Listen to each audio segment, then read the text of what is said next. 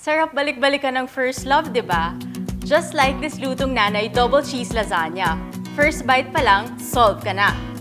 For your double cheese lasagna, kailangan natin ng mantika, chopped sibuyas, chopped bawang, liver spread, kalahating kilo ng ground beef, cheddar cheese, all-purpose cream, paminta, cooked lasagna, at para mas buong-buong flavor, isang pack ng Knorr Complete Recipe Mix Caldereta.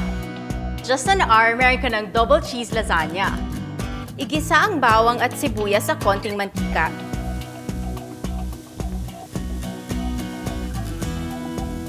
Idagdag ang liver spread at haluing mabuti.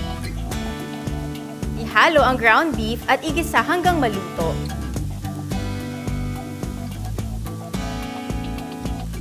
Ihalo na ang ating Knorr Complete Recipe Mix Caldereta na tinunaw sa 2 tasang tubig. Idagdag ang cheese at paminta.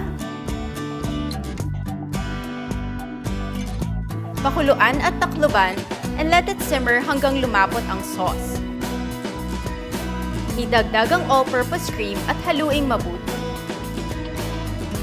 Tanggalin sa apoy at itabi. Lagyan ng nalutong pasta sauce ang ating baking dish.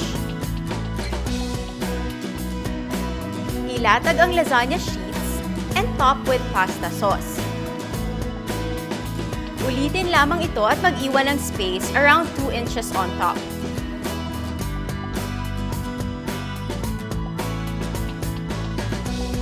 Top with grated cheese or cheese sauce.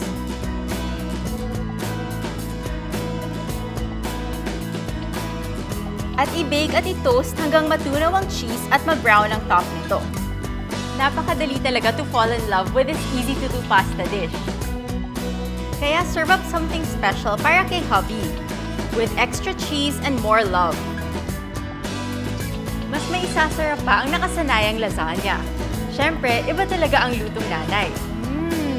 Buong-buo ang sarap. For more lovable lutong nanay recipes, visit us at knorr.com.ph. Add more love sa araw-araw na lutuin dahil hindi lang lutong bahay, lutong nanay.